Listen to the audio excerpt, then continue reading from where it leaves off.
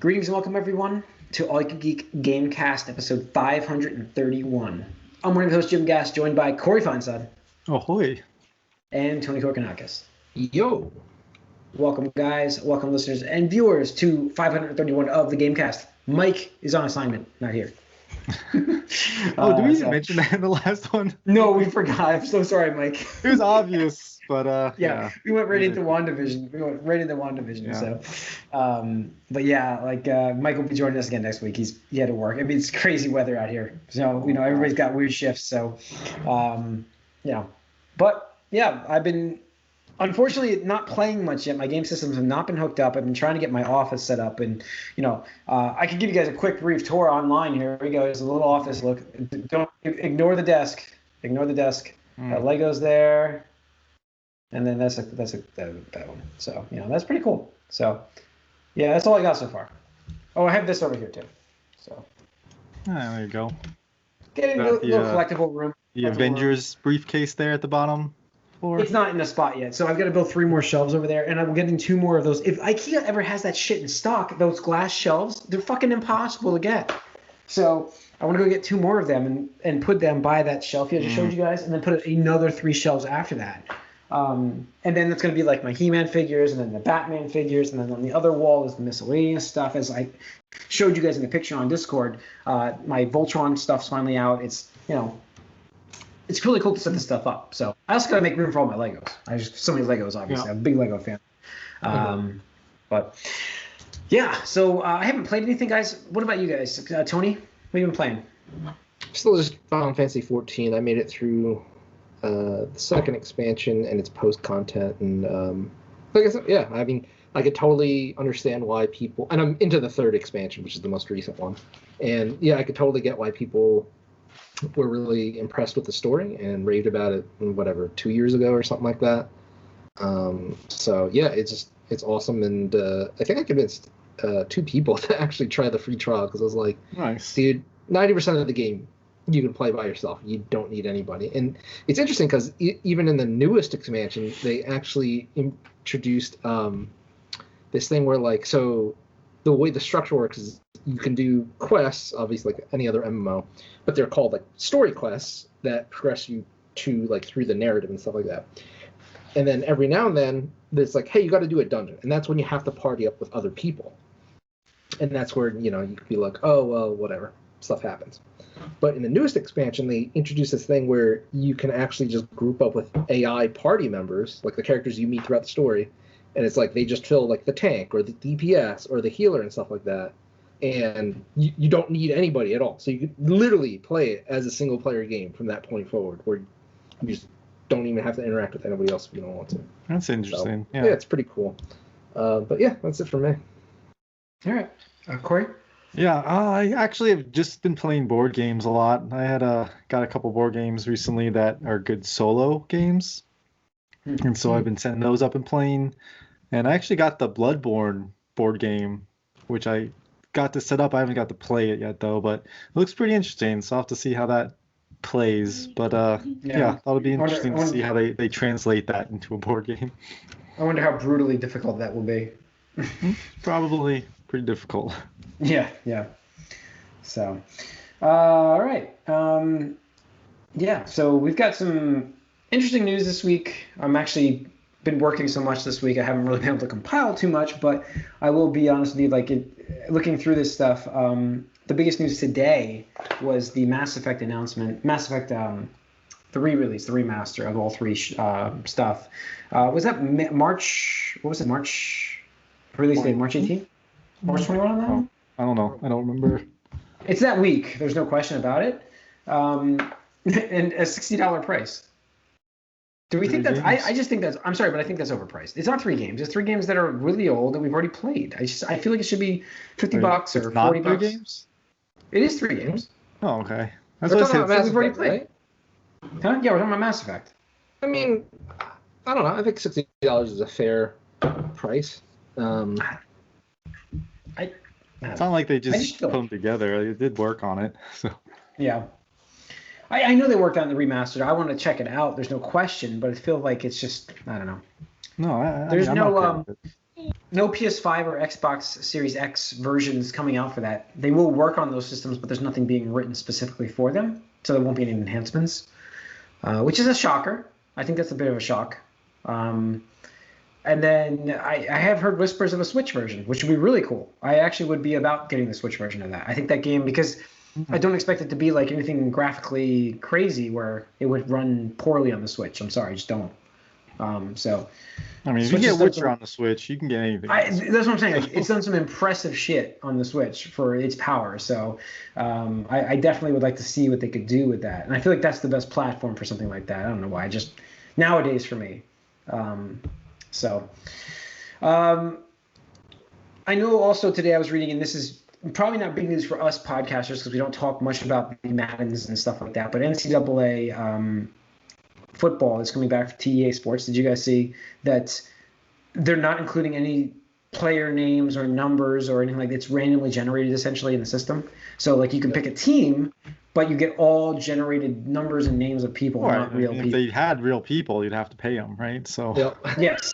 Well, I think that's why it went away for 8 years. I think there was such a weird absolutely. issue with that. Yeah, there's absolutely issues with that. So yeah, I don't know. Like I guess some people are happy to see it come back, but it's. I don't know. I mean, I'm a huge football fan. College football, not so much. Like, so it doesn't necessarily affect me at all. But it's interesting that it is coming back, and that they're just doing, random generated names, numbers, whatever. Yeah. Yep. Oh, I know what we need to talk about, guys. The increase and then sudden decrease back to original cost of Xbox Live. Last week, Microsoft talked about the price of it going up. Was it going to be $100 or what were they increasing it to? I don't remember the price. I think it was 120. I'm sorry. I think it was 120 a year they were going to increase it to. And double, then essentially. They were going to double it. Per month was $10.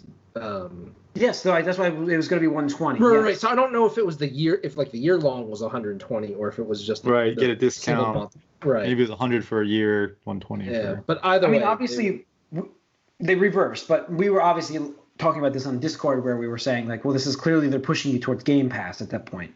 They really want you to go for that. But Microsoft did the right thing and listened to people and reverse course, which cost them a lot of money because that they've been building this for a while. I mean, I heard that there was stuff shipped to stores already for it.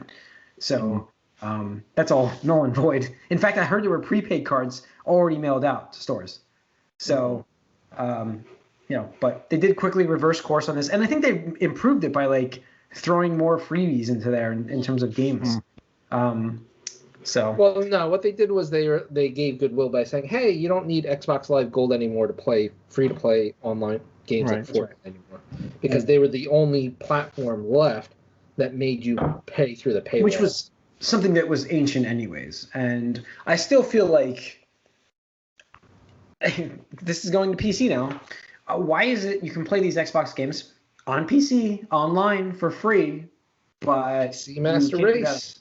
Yeah, it's antiquated system that they need to go back and fix this on their Xbox now. That's something they need to fix. Free online gaming, free. If you're doing it on the PC. Well, that's what my point was. It's like you're raising Xbox Live for the console user, not for the PC, because you don't need to. It's what is going on here? Like Xbox Live is what to me when you're like saying, oh, you're trying to push Game Pass, like that sounds like you're trying to push them away from a console. Like you just released this thing and now you're trying to get people out of it. Like what is happening here? And like is Game Pass included in that? No, right? They were just raising Xbox Live. Yeah, they're just raising it. Yeah, they were raising that. So they were clearly pushing you towards that because they want everybody on Game Pass. The subscription model is what they want, which I'm not a part of right now. My subscription ended. But I mean, Game Pass is its own like separate thing, though, right? Like what do you? No, that includes Xbox Live. Oh, okay. So then, I feel like it does. Like, maybe I'm wrong. Before we move ahead, I should look this up because I always thought the Game Pass included Xbox Live. Game Pass isn't that Ultimate? Yeah. There's two different tiers of Game Pass. I'm sorry. I've had Game Pass Ultimate since we started because that was the $1 extension sign up thing we did. Yeah. So.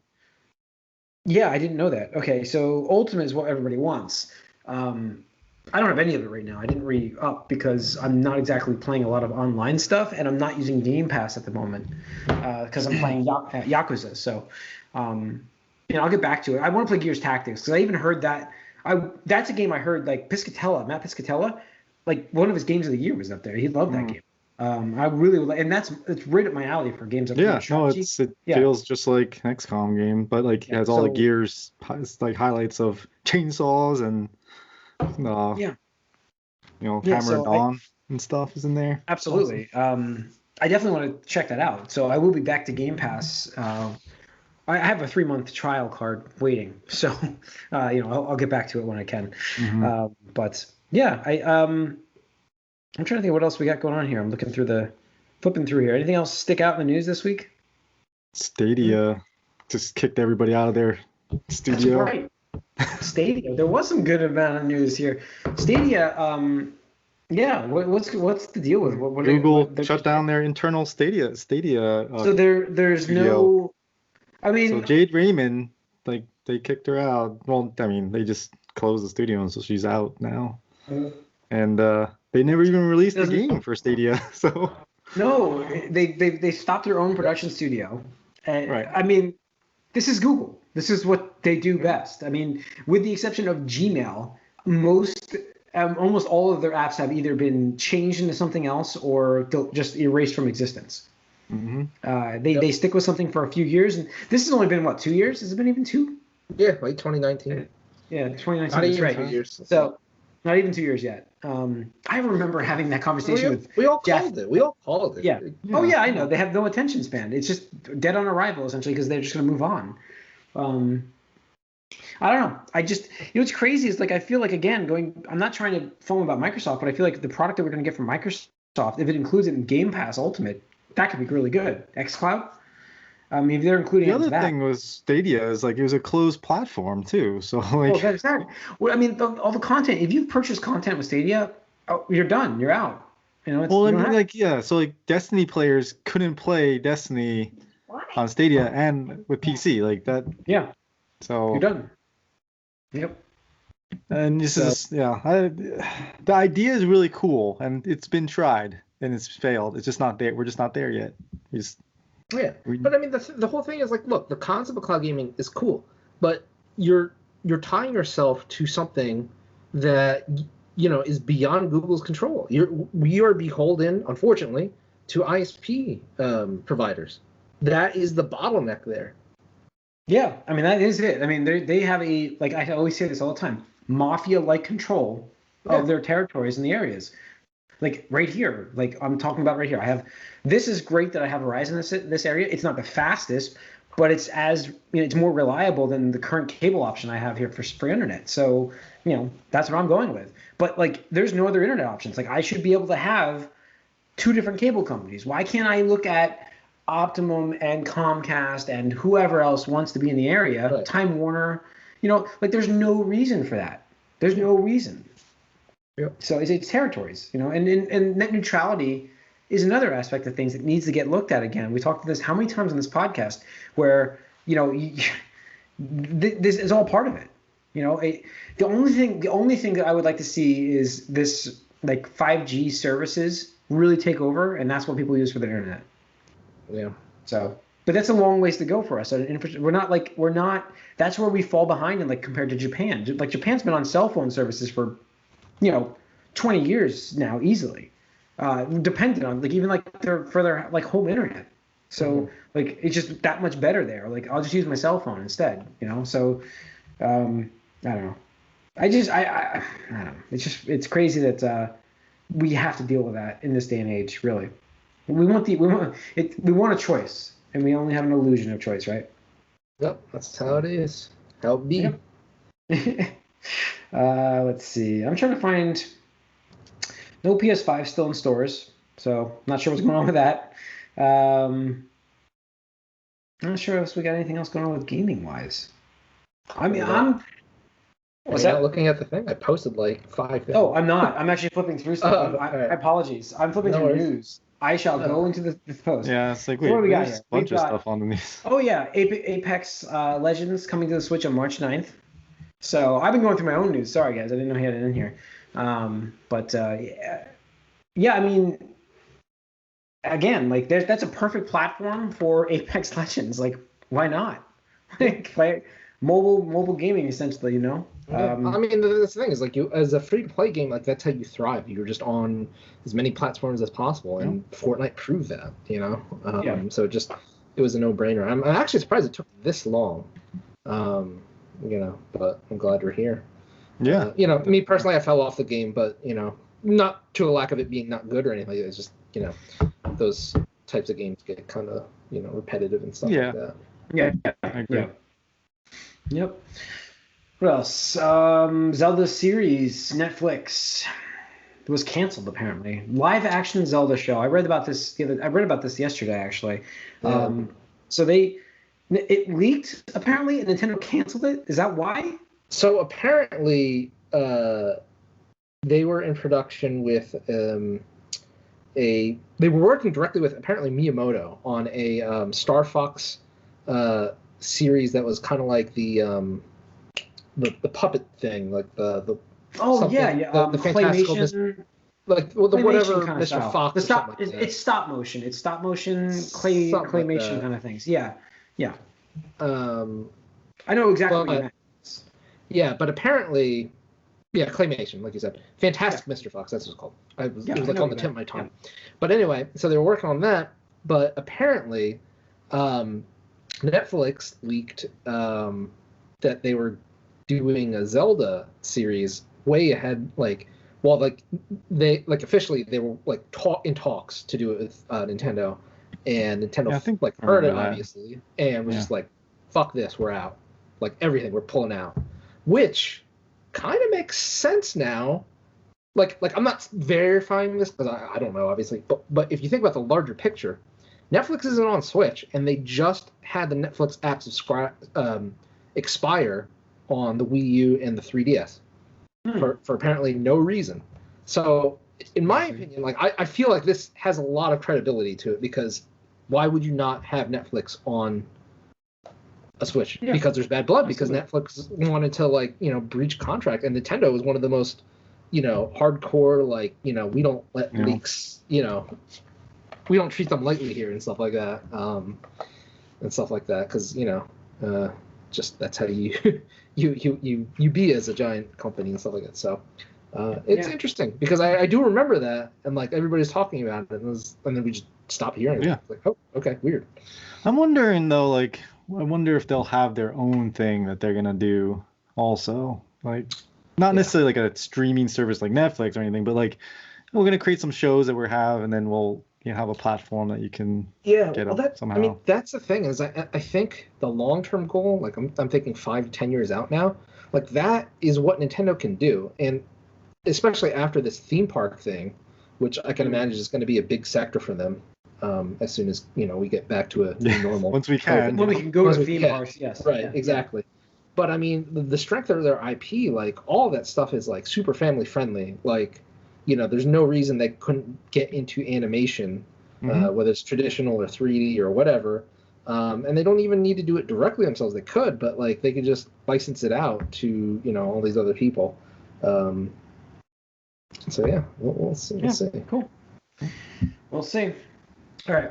Fortnite has a new limited time mode. Makes you a target for the Mandalorian, a bounty for the Mandalorian. So interesting. Fortnite's huge. When they added Mandalorian content, it was like that blew up. Like perfect timing for that. I mean everything. Yeah, them having all these guests. Yeah. Like we talked about, the Avengers content in Fortnite was better than the Avengers game itself. It's like they're doing some good things here, and teaming up with Disney and getting all their Disney properties in here is pretty big. And then you had like events happening live in the game that were exclusive, which was crazy. Like the dumb Star Wars fucking trailer thing, whatever it was. Yeah. So I mean, Fortnite is really huge, and I don't know. I thought it was cool because we talked about how like there's a huge gap because there's no Mandalorian video game. When if that was out, I mean that would be killer. That would be even if the game was bad. that would sell so well. Like even if the game was in like the 70s Metacritic range, that game would I mean, we sell. saw how Avengers sold, and that was a Right. shit show. So Yeah. Yeah, I mean, I gotta wonder if the bounty hunter game we're getting is a Mandalorian kind of game. That's what I'm wondering. 100%. Yeah. I guarantee you, it got fast tracked. And so it's twofold. I'm going into conspiracy theory here again. Okay. But, lay it on us. You know, I was always against like the whole like 10-year contract with EA exclusivity, but the fact that you know, they only pushed out two Battlefront games in the first 5 years, then the whole debacle with Battlefront 2 being like the most downvoted comment on Reddit ever. You know, the fact that Bob Iger had to call the CEO of Electronic Arts to be like, what the fuck is going on? And then, you know, the whole gap of like, you know, don't get me wrong, I like Jedi Fallen Order. That was a great move. Yeah. That was great. Yeah. But it was one of those like too little too late, because it's like we're in the second half. And well, like, you knew just releasing it. Well, yeah, where was like Star Wars Squadrons? Where was that? Like Jedi Fallen Order? Right. If either of those games had come out in the first 5 years, concurrent with either like the Battlefront games, I guarantee you there would be so less complaining, whatever it's called. Yeah. But the fact that they in conjunction with that, there's so many canceled Star Wars games in development, like with was it Visceral? All those got canceled. Everything, yeah. Right. Amy Hennig's game was canceled. Yeah, exactly. But the fact that I guarantee Disney, after the first season, the reception, they're like, we fucking need a Mandalorian game, and EA just can't. They just can't turn that on a dime. So they went to Ubisoft. Was like, we'll do it. You know, like Ubisoft's like, we have the engine already. We probably could like whip this up in like 6 months, like get a prototype out there for people to look at, and then like the game could be out in 2 years, like in less than 2 years probably. Yep. So I guarantee that's what I expect that game early next year. Yeah, I mean, I can see it happening for sure, especially if you can get it to come out right after Mandalorian Season 3 is over. Like, I feel like Game Awards, you tease it, you launch it in March, and that's it. You know? March 2022. That's my prediction. So, because I feel like you're right, Corey. I feel like we have the formula. Let's just fucking do it real quick. You know, we can do it. So, all right. Let's see. What are the Nintendo results, Tony? What do we got? Oh, yeah. Let me pull it up. Okay. Well, when you do that, I'll go. You want to do it now? I mean, I'll go into Tomb Raider news real quick from Netflix. Yeah, go ahead. Yep. Okay. Tomb Raider news, Netflix, and Skull Island, both anime coming to Netflix, which is great. Because they've done such a great job on their anime stuff. So definitely looking forward to seeing these video game properties move into anime, because, you know, Castlevania did such a great leap. I think, Corey, you hated Dragon's Dogma, though, right? That was shit. Yeah, that was just the animation. It threw me off the way they did the animation. I didn't even bother I don't even know if it was a good show. I just couldn't watch it. It was just poison to my eyes. Yeah. So interesting news. We'll see what they do with it. So I know I was reading more about. They have so much animation stuff coming out soon, like the He-Man show. But I'm psyched for Netflix stuff soon. So, Tony, you got the Nintendo results? Yep. All right, what do we got? So let's see the highlights here, because I mean there's so much data here. But basically, Nintendo Switch is now at essentially rounding up because it's 79.87. Yeah, we'll just say 80 million. 80 million units sold. And they revised their forecast because all year they were like downplaying it. They're just like, oh, it's going to be this conservative number. And it's like, dude, like we know COVID sales, have been through the roof because of quarantine and stuff like that. So they revised their annual like 4-quarter results from 19 million units all the way up to 24 million units. And then further increased it again to 26.5. So with this last quarter, Q1, calendar Q1. We'll see if they can get to 26 points. I think that would put it at like top selling in terms of like a yearly basis. I'm not sure what other consoles have done that. Maybe Wii in the peak, or maybe DS in the peak. We'll have to check. But that DS I don't know, but I don't think the Wii sold that many. I think that would beat that. I don't know. Yeah. 24. I can see 24 would be right in the Wii section. Like that would be it. 26 would. I think that would kill it. Yeah. They got a winner formula. I mean, I love, like, they also did say they have no immediate plans to release a Switch Pro. That was already talking, and another console this year. So that has changed because they asked the same question, and the language had said. So last year they're like there absolutely not be a revision. This year that was almost word for word the quote. This Got year, it's there are no plans to release new hardware. That's it. That's it. And the last time they said that, I believe, is when they revealed the new 3DS XL or the 3DS XL or something like that. Like E3 happened, and they're like, "Oh, there's no new hardware" or something like that. And like 2 weeks later, they announce it in like a direct or something like that.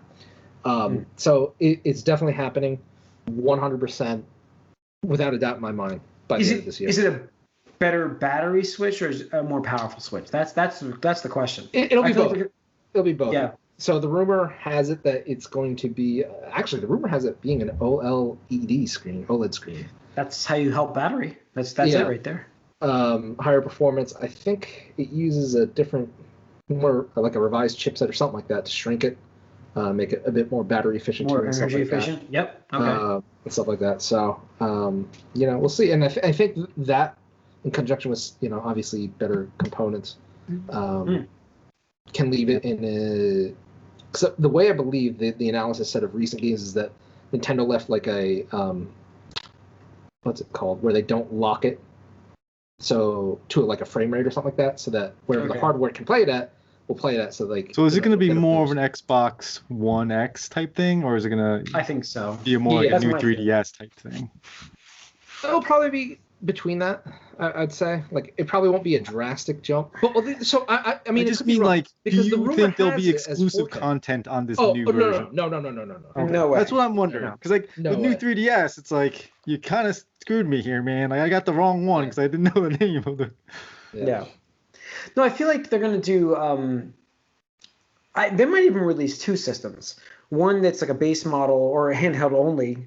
At that point, I don't even know, like just something more portable aspect, and then the more powerful system, two different price points with it.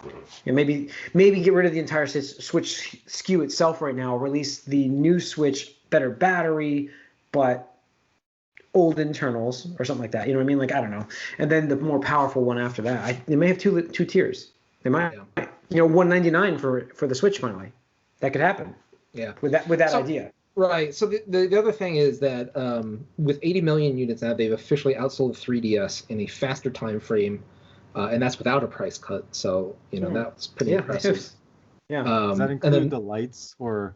Yeah, it does include the lights. I think they said 15 million units are lights or something like that. Okay. The breakdown of that, but it's there. I mean, it's a nice ancillary thing. It's more geared towards kids, obviously, because I feel safer. Giving somebody a $200 handheld system rather than a $300 that has components that come off and stuff like that. But the other thing is they updated their sales for their top 10 games. So Mario Kart 8 Deluxe chugging along at 33.41 million units, which is just crazy. It's like 40%. That's like 40%. Yeah, like 40% out of 80. Yeah.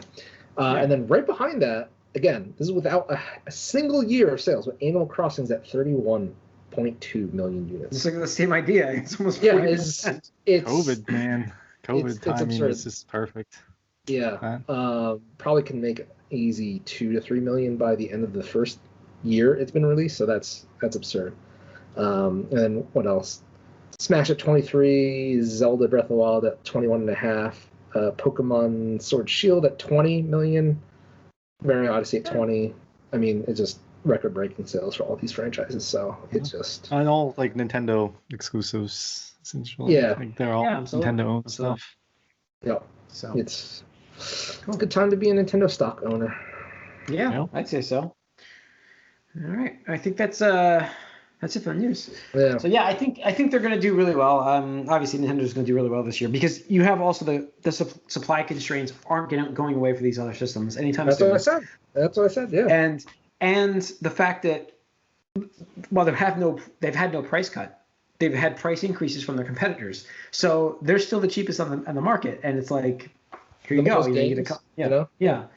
So they have the selling point. They have all of that. This could be a really good year for them, strong year for Nintendo. Oh, absolutely. Like you said, like you just got done saying, but 26 million, it's definitely possible. So we'll see. That'd be awesome. It's going to wrap up 531, though, of the Gamecast. You can write us allyoucangeek@gmail.com. You can follow us on Twitter. Like us on Facebook. If you're watching us on YouTube, please, we appreciate you hitting the subscribe, hit the like button. We'll see you guys next week. Maybe Mike will be back, hopefully. We're out.